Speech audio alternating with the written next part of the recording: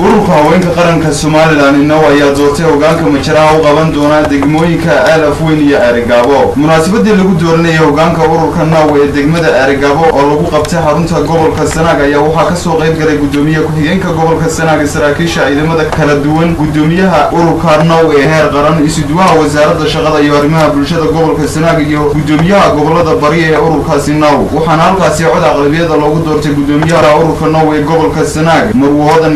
Maxamed halka gudoomiye ku-xigeenkeedana loo doortay Faadimo Cabdullaahi Faarax. waxaana ugu horeynba munaasabadii doorashada ka hadlay gudoomiyaha ururka Now ee heer qaran Marwaaniise Nuur Agaal oo ku nuuxnuuxsatay sida loogu baahan yahay inay ugu midoobaan horumarka gobolka Sanaag iyo welibana dhismaha wadada Arigabo, iyadoona sidoo kale ay u hambaliyeysay hoggaanka cusub ee loo igmaday hagidda iyo hoggaanka howlaha ururka haweenka qaranka Soomaaliland ee gobolka Sanaag.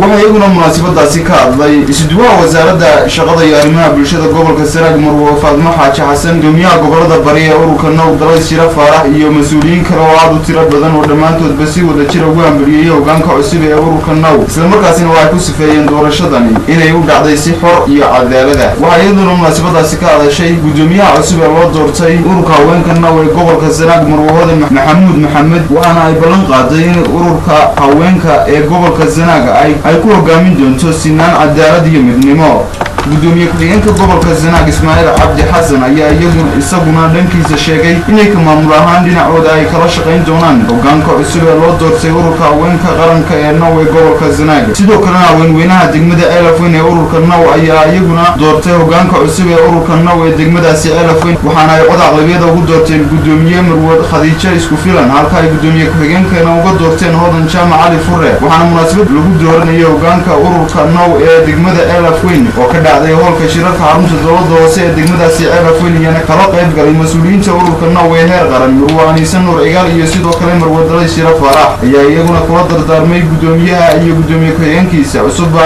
in ay si ballaaran isugu xidhaan haweenka degmada Alafweyn. Marwo Kaltuun Maxamed Diiriye, Khadra Cilmi Ducaale, Jawaahir Cumar Siciid, Raxmad Diiriye, Ibrahim Xawad Jaamac Dirir iyo Faadimo Barre Hiireed ayaa iyaguna dhammaantoodba u hambaliyeeyay hoggaamada cusub, isla markaasina Ilaahay uga baryay in Ilaahay u fududeeyo xilka loo igmaday. gudoomiyaha cusub ee hoggaanka ururkaasi Now ee degmada Alafweyn iyo ku-xigeenkiisa ayaa iyaguna dhankooda sheegay inay kaalin mug leh ka qaadan doonaan dhinacyada isku xidhka iyo horumarinta haweenka degmada Alafweyn, waxaana ay halkaasi uga mahad celiyeen dhammaanba haweenka ugu deeqay codkooda, isla markaasina u gartay inay hoggaamiyaan. waa Cabdiraxmaan Ismaaciil Saliici, telefishinka qaranka Soomaaliland, Arigabo.